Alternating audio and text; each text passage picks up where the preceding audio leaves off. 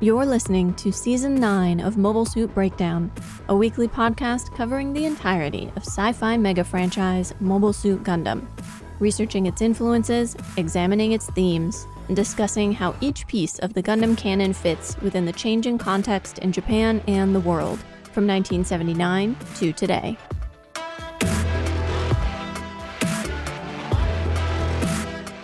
This is episode 9.10, Goodbye Summer, and we are your hosts. I'm Tom, Gundam fan, and from war crimes to tasty snacks, MSB is always ready to cover the full range of human experience. And I'm Nina, and thanks to this week's research, I am now aware of the Republic of Ezo, so I'm hoping that it will be relevant to some future Gundam show, and I will have a reason to research it. Mobile Suit Breakdown is made possible by 719 paying subscribers. Thank you all for keeping us Genki, and special thanks to our newest patrons, Jebasaurus, Matt C., and a terrible creature whose name I'd rather not invoke, but we are grateful for its patronage nevertheless. This podcast would not exist without your support. We recently marked the 5-year anniversary of our very first episode, and if it weren't for all the support that we've received so far from all of you, financial and otherwise, we never would have made it this far. So thank you all so much. And just as we do every year, we will soon be sending out our annual limited edition pins as thank you gifts to eligible patrons. The pins for year 5 have already arrived. The process went somewhat smoother than last year, and I can tell you that they look great. We're going to be posting pictures on Patreon and on our social media soon, so keep your eyes peeled for those. There will be a few differences this year in terms of who is eligible. Unfortunately, due to rising costs at every stage of the process, the eligibility requirements are going to be somewhat stricter. But if you are a Legacy Frabo tier patron, have no fear, you are still eligible, just as we promised last year. In happier news, there might be a few extra bonus gifts going out to certain patrons this year. A special little something to celebrate 5 years and thank the people who have made it possible. So stay tuned in future episodes for more details about that, or just go to our Patreon and sign up. You can sign up just to follow it without actually becoming a patron if you want further updates about these gifts. And now, Nina's research on the history of kakigori, the shaved ice dessert that featured in ST Gundam Mark II Part 3.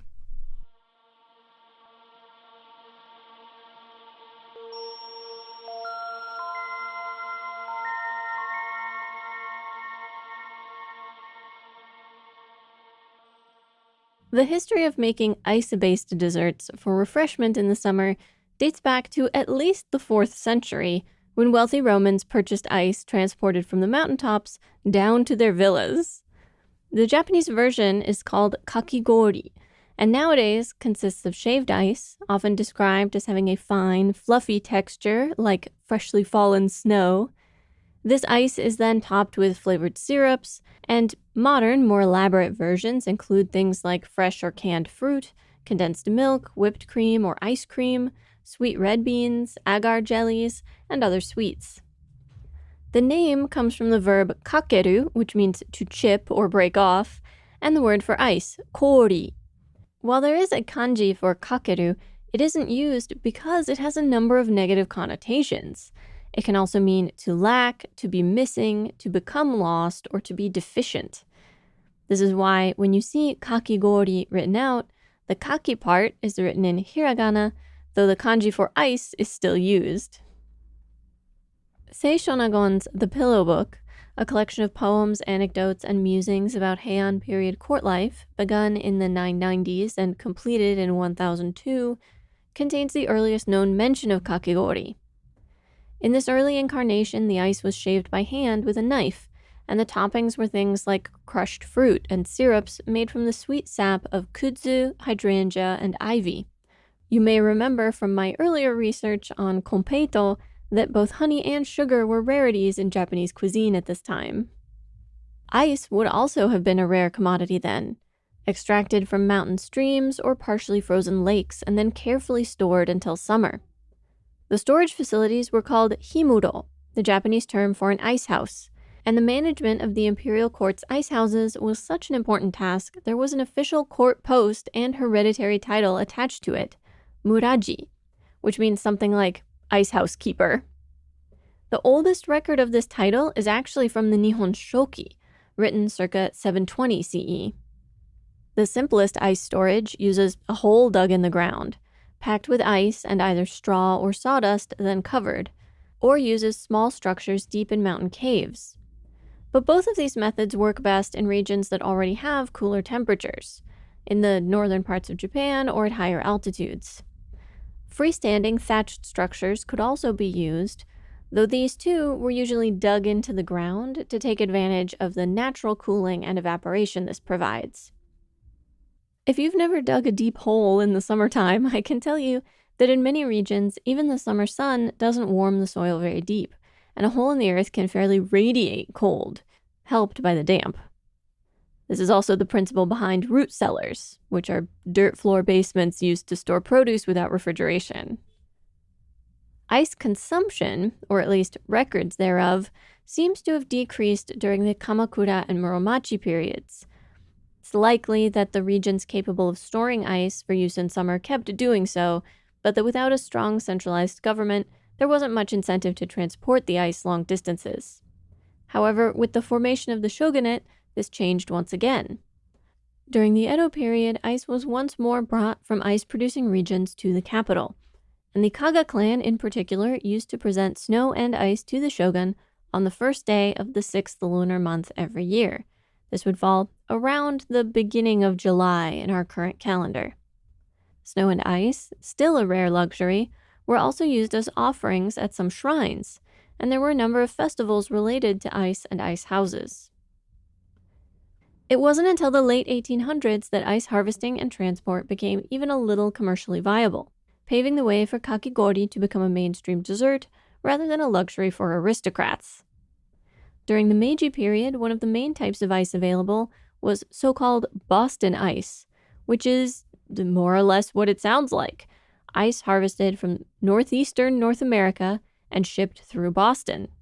But this ice took more than 6 months to arrive in Japan, meaning that it was still expensive, if less so, and of poor quality. The big breakthrough in Japan's domestic commercial ice industry is generally attributed to Nakagawa Kahei, a, quote, renowned food merchant of his day. Nakagawa saw Japan opening up to Western visitors and influence, and saw an opportunity. He opened what, if I understood correctly, was Japan's first dairy, mainly catering to foreigners. He also had businesses selling bread and beef, two more foods that just were not widely consumed in Japan at that time. It was because of these businesses that he became interested in commercial ice production. Milk and meat are both products that need to be kept chilled to maintain their quality and prevent spoilage. Another reason was that an American doctor and missionary he was on friendly terms with had told him that ice was useful for some medical treatments. Sidebar that the American in question was none other than Dr. and missionary James Curtis Hepburn. Yes, that Hepburn, the one who invented the now predominant system for writing Japanese with the Roman alphabet, and the founder of Meiji Gakuin University. Nakagawa's first attempt at transporting ice in 1861 was pretty disastrous. 100 tons of ice were collected from a purpose-built pond at the foot of Mount Fuji, cut into 2,000 blocks, and packed in crates full of sawdust. These crates were then transported by horse cart to the port in Shizuoka, then by boat to Yokohama. By the end of the journey, only 8 tons of ice remained. How many tons of ice did they start with? 100. Carry the 2. Nakagawa's dairy had burnt down. He had sold his beef business and slaughterhouse, and he went on to have 6 failed ice businesses before he was able to make, store, transport, and sell ice profitably. But by the 1870s, his business was doing so well, he could export ice to China, Korea, Singapore, and India. It's quite the turnaround in 10 years. Don't let your dreams be dreams. No matter how many times you fail, just keep going back up to that mountain and chipping away at that ice. Another fun sidebar, at one point he was making ice in the moat of Goryokaku, a star fort in Hakodate, a city in southern Hokkaido. There are some conflicting dates and details when it comes to the opening of the first kakigori shop, but they all fall in about the 1860s. By 1897, mechanical ice making became mainstream, and in the early Showa period, the invention of an ice shaving machine meant that ice for kakigori no longer had to be shaved by hand. Mind you, it wasn't that there had been no changes. Many shops, rather than shaving the ice with a knife, used a standing plane like the kind used to shave bonito for flakes, or the kind a carpenter uses. The machines that became widespread in the Showa period also used a special plane, but an adjustable clamp holds the block of ice against it, and then a hand crank, or later a motor, rotates the block so that it scrapes against the plane, and the shaved ice is collected underneath. It is this kind of machine that made an appearance in that SD Gundam episode. An enemy mobile suit is pulled out of a frozen lake, and Amuro takes the block of ice they are frozen in and shaves it into kakigori. For a brief window, from the late Meiji period until the early Showa period, there was even special glassware produced for serving kakigori. Called korikoppu, literally ice cup, these were short-stemmed, brightly colored and patterned cups or small bowls. Reminds me of how much very specific tableware exists, even if we don't use much of it anymore. Nowadays, kakigori is still a popular summer dessert, served everywhere from restaurants and specialized cafes to festivals and even at home. Shops and festival stalls that serve kakigori often display a distinctive banner with the kanji for ice on it.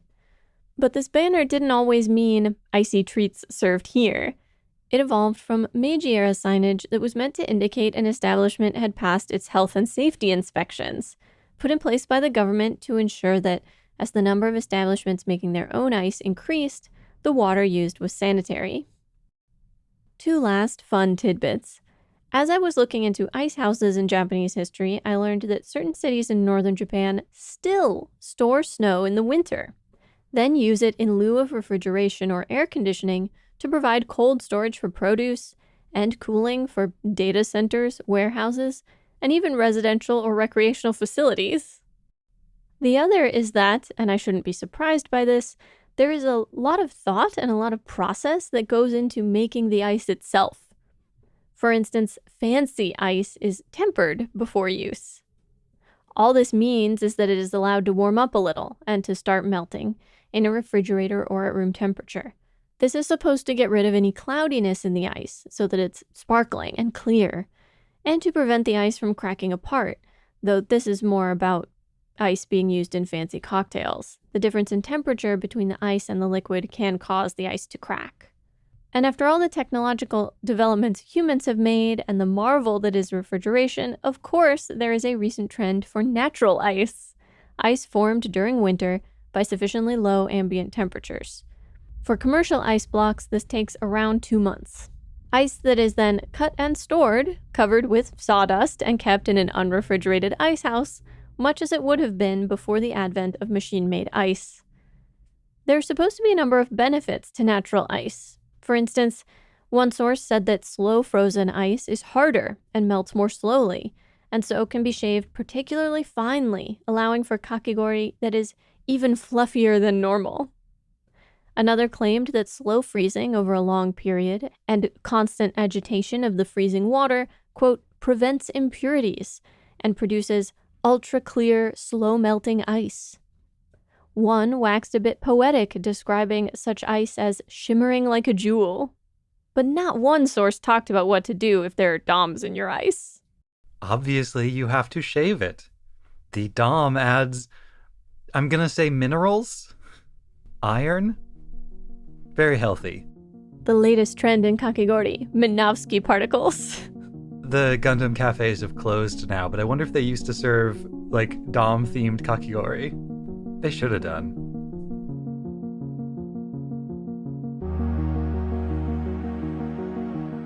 Next time on episode 9.11... Hello, Tom from the future here. Unfortunately, I suffered an injury during the production of this episode that has made it very difficult to sit at the computer to research or edit the podcast. I'm okay, and I'm recovering all right, but we're going to need to take next week off to give me more time to heal. But when we come back in 2 weeks, it will be with our translation of the first part of SD Gundam Matsuri, plus our analysis of the short. So I hope you're as excited for that as we are. Thanks for listening, and take care of yourselves. And until next week, stay Genki, folks. Mobile Suit Breakdown is written, recorded, and produced by us, Tom and Nina, in scenic New York City, within the ancestral and unceded land of the Lenape people, and made possible by listeners like you. The opening track is Wasp by Misha Dioxin. The closing music is Long Way Home by Spinning Ratio. You can find links to the sources for our research, the music used in the episode, additional information about the Lenape people, and more in the show notes and on our website, GundamPodcast.com. You can get in touch with us on Twitter or Instagram at Gundam Podcast, or by email to hosts@GundamPodcast.com. And thank you for listening.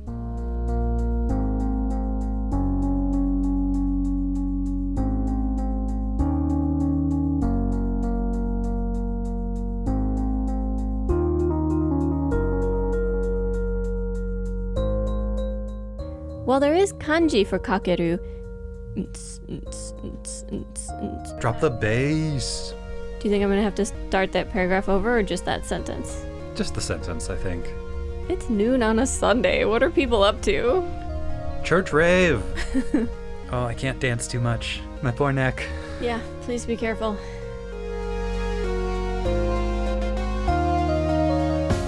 In this early incarnation, the ice was shaved by hand with a knife.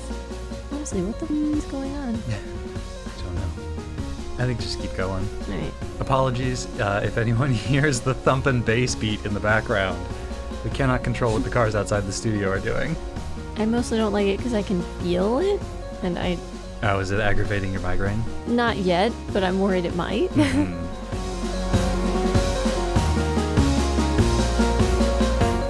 And a hole in the earth can fairly radiate cold. Honestly, this feels so cursed. Yeah, I feel like the dog is angry at the car. I'm sure the dog is angry at the car. I'm angry at the car. I'm also angry at the dog. I'm tired of reading the same sentence 3 times over.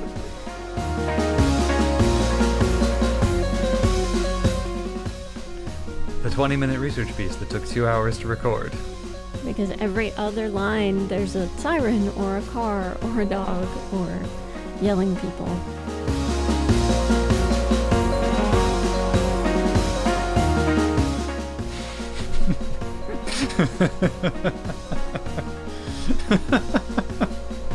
Y'all truly do not understand. When I say every second line, I'm not kidding. I will read one line of my text, and then some noise will creep in. I'll have to stop. I'll have to redo something. I'm so tired.